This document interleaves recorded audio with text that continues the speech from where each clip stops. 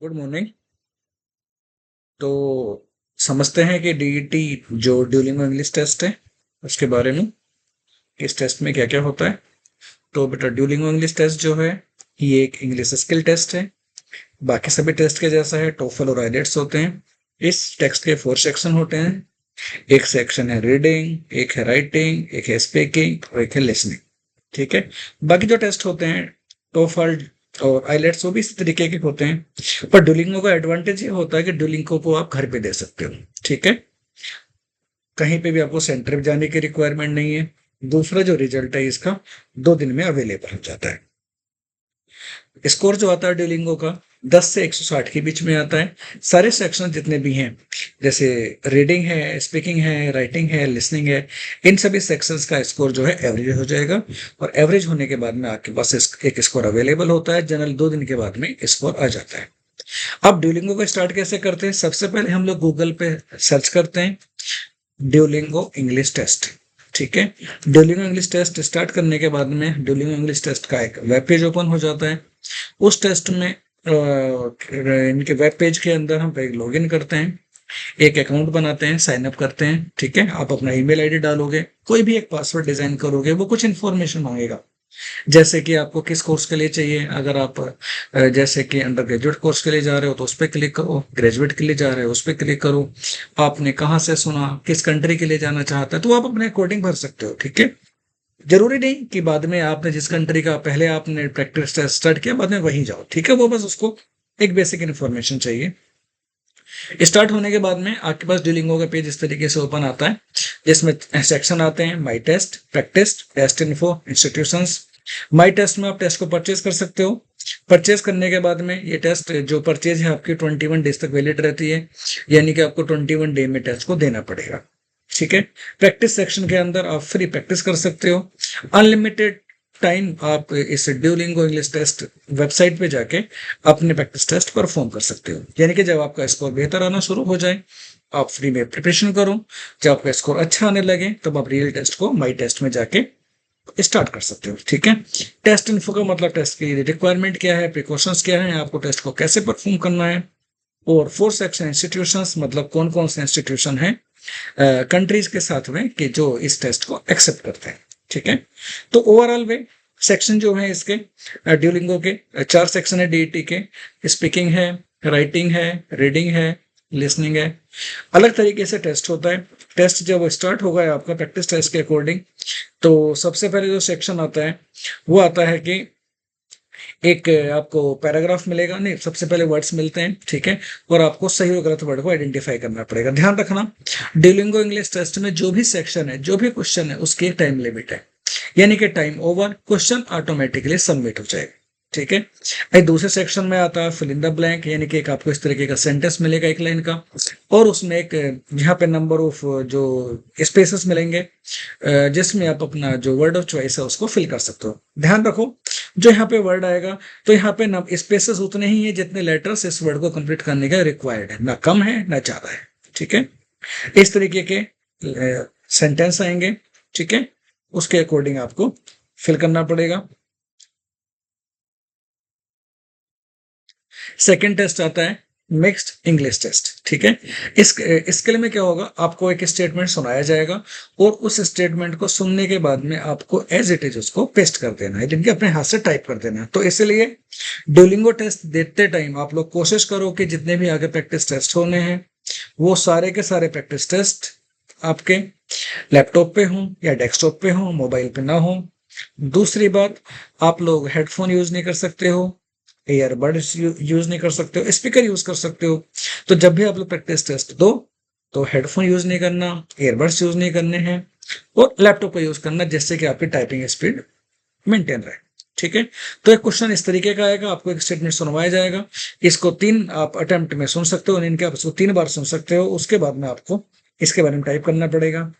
एक और सेक्शन आता है, यहाँ पे जो फिल इन द ब्लैंक्स हैं वो एक पैरा के फॉर्म में आते हैं, यानी कि बहुत सारे वर्ड्स आपको फिलअप करने होते हैं। इसके बाद में एक और क्वेश्चन आएगा आपका टाइप व्हाट यू हियर, मैं आपको समझा दिया। फिर आता है इंटरेक्टिव रीडिंग। इस सेक्शन में देखो एक पैराग्राफ मिलेगा और इस पैराग्राफ को फिलअप करने के लिए था आपको वर्ड सेलेक्ट करना पड़ेगा, जो भी आपको सुटेबल वर्ड लगता है वो आपको यहाँ पे वर्ड को फिलअप कर देना है। ठीक है, आप इसके बाद में इस टेक्स्ट के बेस पे ही और क्वेश्चन से मिलेंगे आपको। ठीक है, इसका एक समरी लिखने को भी आएगी, इसमें एक पैराग्राफ इंसर्ट करने को भी मिलेगा कि इसको राइट कहाँ पे इंसर्ट कर सकते हैं। कुछ इसके बेस पे जैसे कि कॉम्प्रिहेंसिव टाइप क्वेश्चंस होते हैं ये आपसे पूछे जाएंगे। इंटरेक्टिव लिसनिंग एक और सेक्शन है इसका, सेक्शन नंबर 5 हो जाता है। यानी कि आपको एक सुनने को मिलेगा स्टेटमेंट और उसके बेस पे क्वेश्चंस मिलेंगे। 9 क्वेश्चंस मिलते हैं। ठीक है बेटा, ध्यान रखना 9 क्वेश्चंस। इसे इसका जनरली क्या होता है, इसमें जो पहला स्टार्टिंग से आप सुनना शुरू करोगे तो ये क्वेश्चन है वो स्टार्टिंग के जो भी कन्वर्सेशन है उसके बेस पे क्वेश्चंस आते रहते हैं। ठीक है, इसके पहले फिलअप करोगे, फिलअप करने के बाद में आप फर्दर इंटरेक्टिव स्पीकिंग का सेक्शन करोगे। एक और सेक्शन आएगा इसका, ठीक है, इनके you are given a condition और आपको उसके बेस पे अपने लिखना, ये आपका राइटिंग स्किल का है। इनके जैसे यहाँ पे लिखा हुआ है what change would make your home town and more appealing to people your age. ठीक है, आपको जो इसमें समझ में आता है छोटे छोटे सेंटेंस बनाओ। ठीक है, क्योंकि ज्यादा टाइम मिलेगा नहीं, आई थिंक 3 मिनट मिलते हैं इसके लिए, 90 सेकेंड, और उसके अकॉर्डिंग आपने इसको फिलअप करना है।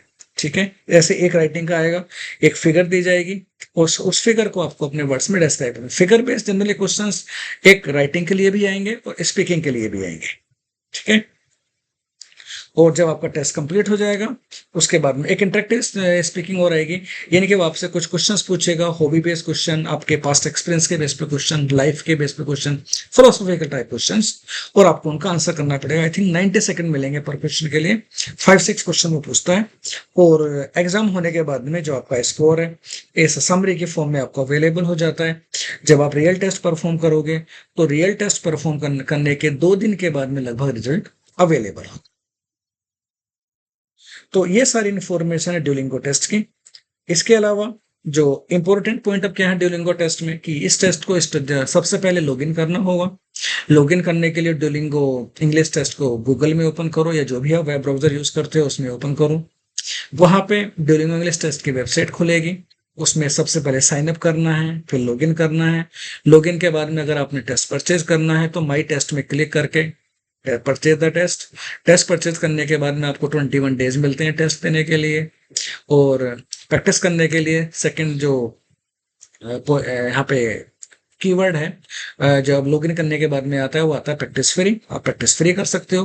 प्रैक्टिस फ्री में फिर समझाता हूँ, एडवांटेज ये है कि आपको अनलिमिटेड नंबर ऑफ टाइम्स मिलते हैं जिसके बेस पर प्रैक्टिस कर सकते हो। यानी कि आप कितने भी प्रैक्टिस टेस्ट दे सकते हो, एक दिन में भी कितने भी दे सकते हो।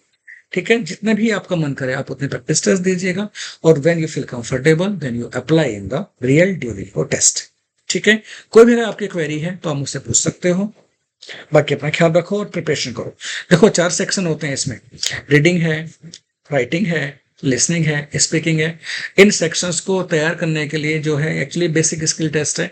तो जो भी आपका पास्ट नॉलेज है इंग्लिश लैंग्वेज को लेके ये उसके बेस पे बेस्ड टेस्ट होते हैं। कोई इसका कोई फिक्स करिकुलम नहीं होता, तो बड़ा मुश्किल है कोई भी बुक सजेस्ट करना, पर फिर भी न्यूज़पेपर से पढ़ सकते हो। वो आपकी रीडिंग कैपेसिटी को बढ़ाएगा, अंडरस्टैंडिंग कैपेसिटी को बढ़ाएगा, चीज़ों को समराइज करना सिखाएगा आपको। और लिसनिंग और स्पीकिंग के लिए अगेन आप कुछ एक कीवर्ड ढूंढ सकते हो न्यूज़पेपर में, उन कीवर्ड्स पे बोलो, अपनी हॉबीज के बारे में बोलो, जनरल टॉपिक्स के बारे में बात कर सकते हैं आप लोग। कुछ मैंने ग्रुप में शेयर भी किए हुए हैं, और भी टॉपिक आप लोग सर्च आउट कर सकते हो डीटी के टॉपिक्स। और लिसनिंग के लिए जरूरी है आपकी लिसनिंग कैपेसिटी अच्छी होनी। मेन जो स्पीकर्स होते हैं वो यूरोपियन या अमेरिकन एसेंट वाले होते हैं।